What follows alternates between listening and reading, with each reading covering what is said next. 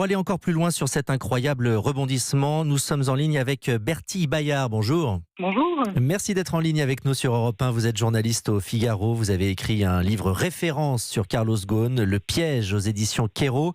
Alors tout le monde semble tomber des nues après cette fuite rocambolesque. Vous qui connaissez mieux que quiconque ce dossier, est-ce que d'abord vous aviez envisagé un tel scénario ? Non, je crois que ce serait vraiment très présomptueux de dire que c'était prévisible.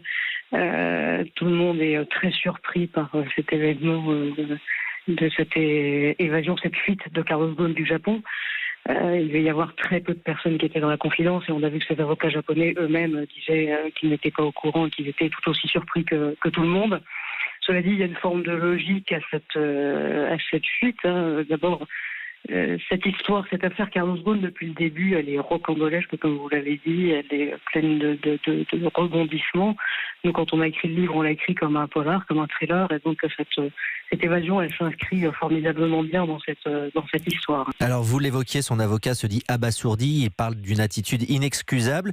Est-ce que vous pensez que Carlos Ghosn a l'intention d'échapper à la justice et de ne pas assister à son procès prévu en avril prochain ? Par définition, oui, je pense que je n'imagine pas qu'il envisage d'une quelconque façon maintenant de revenir au Japon pour ce procès. Ça me paraît totalement improbable et s'il devait le faire, je crois que ce qui l'attend au Japon, ce serait évidemment une nouvelle arrestation et cette fois-ci une incarcération puisque il a échappé à son contrôle judiciaire. Je ne vois pas la justice japonaise lui faire la fleur de l'autoriser à participer à un procès sans être en état d'arrestation.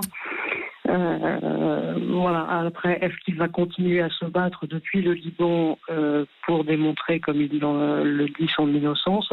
Ça, c'est une autre question. Ou est-ce que finalement, il laissera un petit peu tomber tout ça et vivra à Beyrouth en essayant de mettre cette affaire derrière lui ?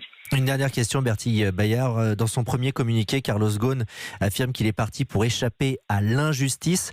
Il parle de persécution politique et il veut s'exprimer librement, dit-il, la semaine prochaine. Qu'est-ce qu'on doit en attendre ? Qu'est-ce qu'il faut en attendre ? Je pense que Carlos Ghosn va faire la démonstration qu'il a déjà faite directement ou indirectement de son innocence selon lui.